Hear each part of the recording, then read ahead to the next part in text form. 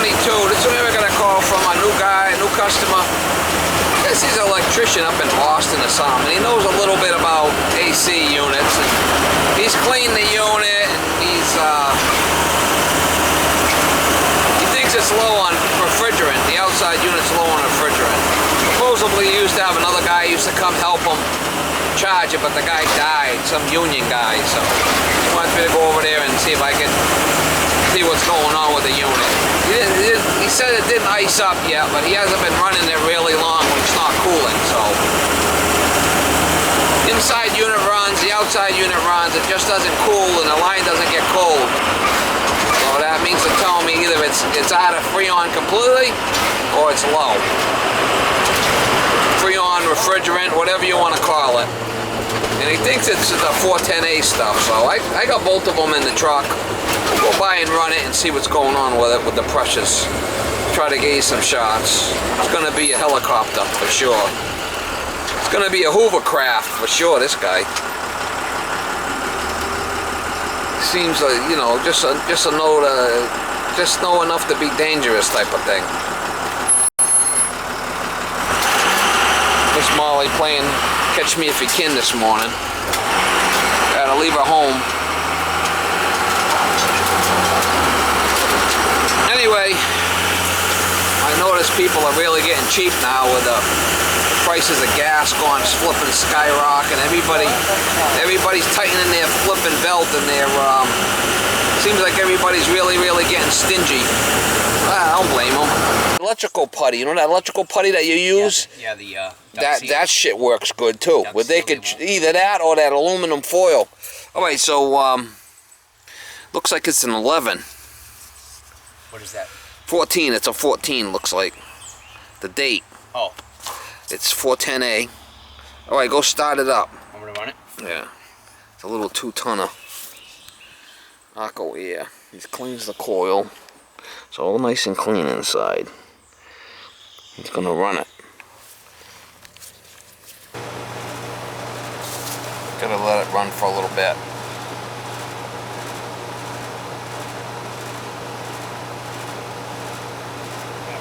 Upstairs, that'd be good because you don't want to have to climb up there. It's at the angle, the opening up there. It'll be tough for you. Well, I won't go up there unless I have to. The fan's running, you said, right? Yep. You can see, huh? What kind of filters are you running? What kind of air filters up there? There's no filter in the unit up. What kind of filters are you running in the ceiling? 3M. I actually just changed it. You buying the real expensive ones, or you buying the cheap ones? No, the better ones. That's not what you want to do. You want to run the cheaper ones for airflow. Really? Well, you walk around with 4 masks on for the COVID thing. Can you breathe? Yeah. Can you? Yeah, I know. Can you breathe with 4 masks on? Yeah. No, you can't breathe. No. Well, you're doing the same thing with the filter. It's not an air purifier. It's an air conditioner. You need airflow. Yeah. So I can tell you right now, you're low on gas. I can tell by this. It is low, huh? See 85, 86? Yeah. It's below 100. It's going to ice up. Gotta let it run, but I mean, it's definitely low. All right, so you see that, right? See, it's coming up a little bit. How do you see that through your through my wireless gauges there. Nice. I'm just going to show you. Yeah. See, so we are coming up here at 90, 92, but 410A. Yeah, so you have to run the cheaper filters. If you're going to burn the pleated ones, run the MERV 4, which is the cheapest of the pleated. Okay. If you get the regular blue ones, the old style, that was MERV 3. MERV 4 is still pleated. It'll catch all the dust and you'll get airflow. If you go MERV 9 or 12, which you probably have, you're choking the shit out of the system and it's not going to work right. Yeah. So we're not crazy bad. I mean, we're at 93.6, so I mean it's definitely low, but not crazy low. I'm just going to show you 410A. All right, well, so we're at 94. Come over here. Yep. We're at 94 on the PSI. We're at 94. Okay, so 94. We'll say 95. Yep. 4 columns over. It's 29 degrees, so it's going to ice. 29 degrees plus a little superheat, so it's not gonna. It's getting close to icing. But you gotta see our superheat at 49. Yep. that means we need to bring that down. We need to bring that down next to 20 for it to be charged right. So let me get my refrigerant. You're low. Hey, explain this thing. Steve? When the pipe, because I always know, you know, the pipe. Yeah.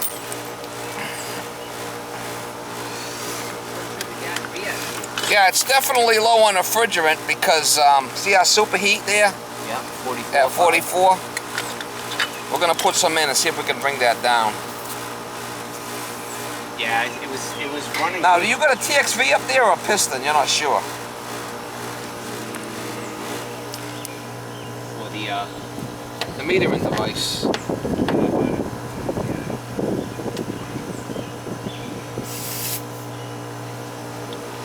We're gonna put some in it and see what happens here.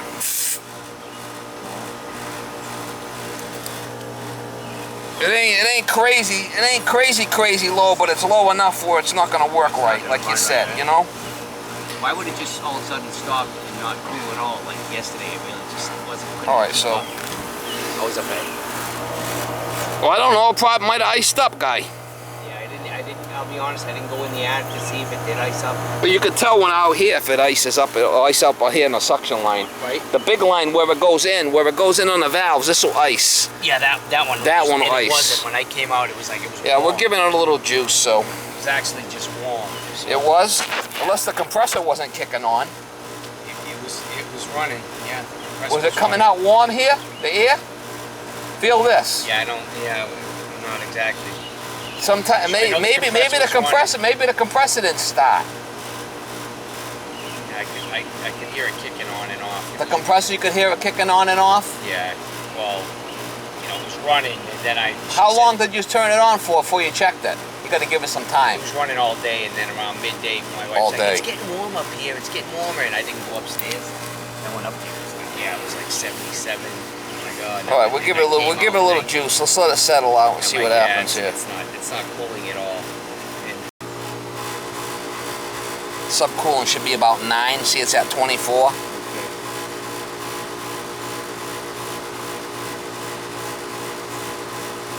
We'll see our superheat at 22 now and dropping. That's better than 45. And our suction's at 42. Feel the heat coming out of here. So that's good, right? That's what you want. Yeah. You want that, and that liquid line should start cooling, start getting cold, and it is. Go feel the liquid line. Starting to, gotta feel the copper part. Yeah, you feel it? Yeah. This is roughly what it was at, Steve, before, but not cold. It get a little cold once the room would get down to temperature. Yeah. But see our pressures. That subcooling is a little high. If we have a TXV upstairs, there might be a problem with the TXV. You'll be able to I don't think so. I think it's a piston though. Doesn't say. Oh yeah, metering device, TXV inside. So we got a TXV inside. See it? Meter in TXV. Okay, yeah. Indoor. So that's our problem. That TXV's bad.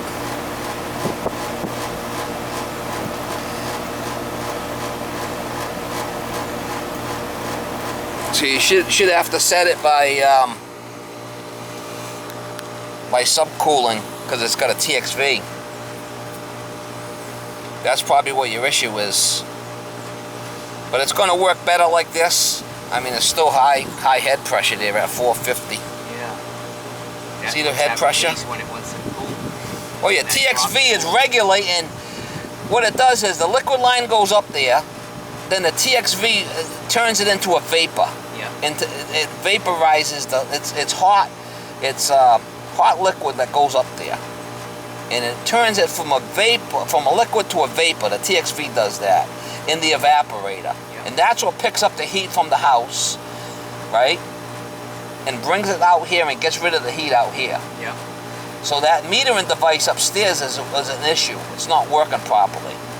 It's supposed to regulate. There's a bulb attached to the pipe, the suction line, and it should regulate our superheat.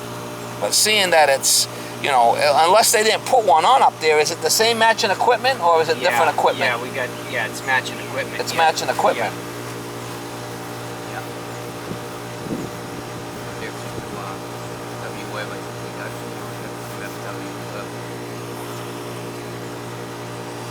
see we're better here at 17. Our subcooling's a little high. I mean, it's gonna work better like that, but. Now what will happen, Steve?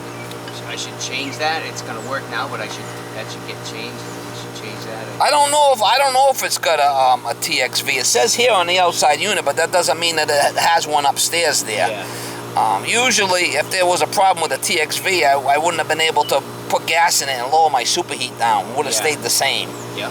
But by me adding gas, I brought the superheat down quite a bit. Yeah, you know, so it might not have a TXV up there.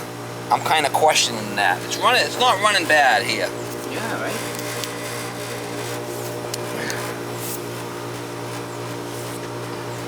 Can you see the difference in the pressures here? Yeah. I'm 142, which is better for suction. Yeah. Now our superheat's down to 15, which is good. Yeah. The only thing that concerns me is the subcooling is higher than it should be. What would cause that to be high would be a dirty coil, or if the fan's running backwards, and that's not the case here. We got good airflow coming out, it's blowing out. Yeah, right. It's not sucking in, and coil's nice and clean. So the only other thing would be maybe it was a little lower refrigerant too, huh? It would definitely lower refrigerant. Yeah. If that don't cool the house, we're probably going to have to change the TXV. Okay? Or you just let it go for a day or something? I would. Figure it out? See how it works. Leave it on because it's going to be hot for the next couple of days. You'll be able to tell if it's working better or not, right? Yeah, it takes a couple hours. Yeah, I'll be able to tell. I'll feel the vents and I'll be able to. What I want you to do is fill this suction line how it's nice and cold. Yeah. And we're up. Yeah, Feel see, that? it's getting colder. Yeah. Yeah. You gotta run it for like 15, 20 minutes for it to start. Steve, when does it? Because a lot of times you feel it's cold. It's actually pretty cold. That's once it gets down to temperature, right? Is that correct? When the temperature you reach in room temperature, 68 or 70, whatever you put it at. You shouldn't go no lower than 70. Are you going lower than 70? No, usually 70, 69, 70 is what I keep it at. 72 to 74 is what you're supposed to run air conditioning at. I mean, 68's too flipping low. No, it's not. No, I was just saying, just using it. But if it's at 70, if it's cooling right, it's gonna dehumidify. It's gonna be fine. You're gonna be fine at 70. Don't start going 68, 65. Okay. You know, because it's not designed to. And it's you gotta. That low.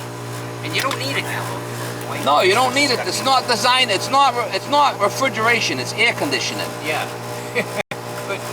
You're not trying to hang meat up there, are you? Are you? No. It's not a cooler. Yeah. Well, it's a good way to explain. I explain that to the wife. It's not a fucking freezer. It's a fucking air conditioner. So I'm thinking it's 68. Come on, man. Another thing I'm concerned about. This is 3/8. Yeah. See that? Yeah. And you ran 5/16. So 25 years ago, that's what. Right? Yeah, but what I'm saying is that might affect our head pressure. Okay. Because you see the difference? Yeah. You're choking it down. Yeah. But that TXV upstairs, if this has a TXV, if it says that, it might be starting to get compromised where it's not working, it's not regulating properly. That makes sense. Because it's old. Yeah. Well, let's let it ride and see what happens. Because you said it's hard to get up there, huh?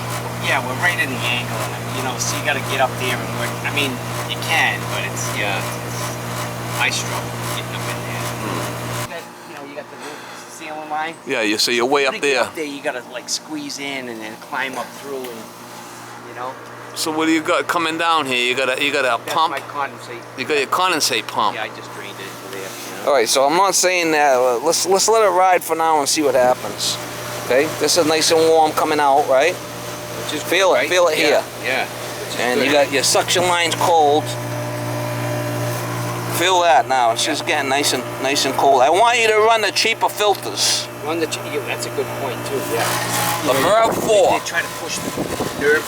The MERV 4. If you go to Home Depot, it's the round circle. It's a green one. It says MERV 4. Or you can go 8, 9, 12. And you're gonna pay a lot more for those. 3M ones there. Yeah, don't get the 3M ones. You're wasting your money. and it's not a good look for you. Okay. It's not working right. Yeah, that makes sense. Because you're not getting the airflow, and the system's going to struggle. Yeah.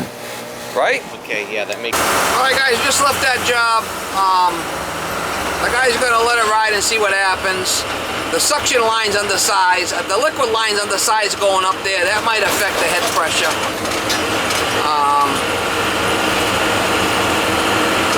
He's going to see how it cools. If it doesn't cool right, he's going to go up there and get me some info off the air handler and some pictures of the TXV if there was one up there or a piston.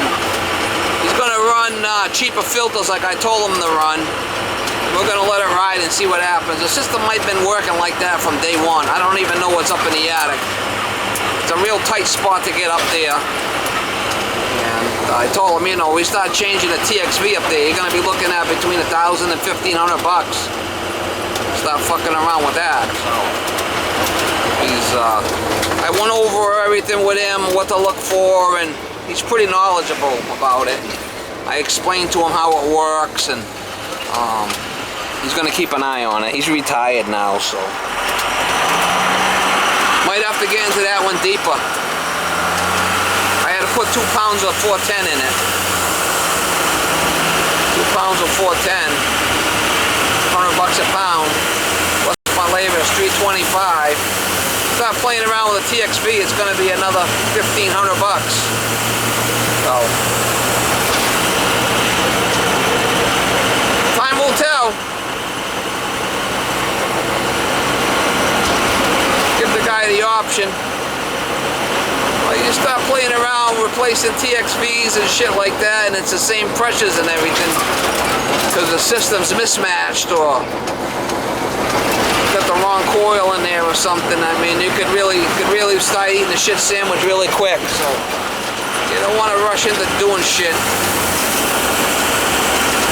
I like to bring the homeowner along and explain things to him so he's on the same page and make him aware of what's going on and get him involved in the decision making of what's going on here. That's what happened here. Don't be a fucking dum-dum.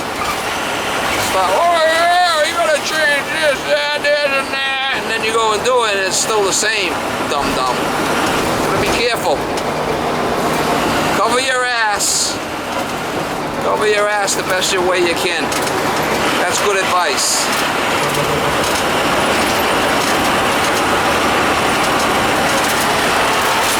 You want to leave the customer happy and satisfied. Yeah.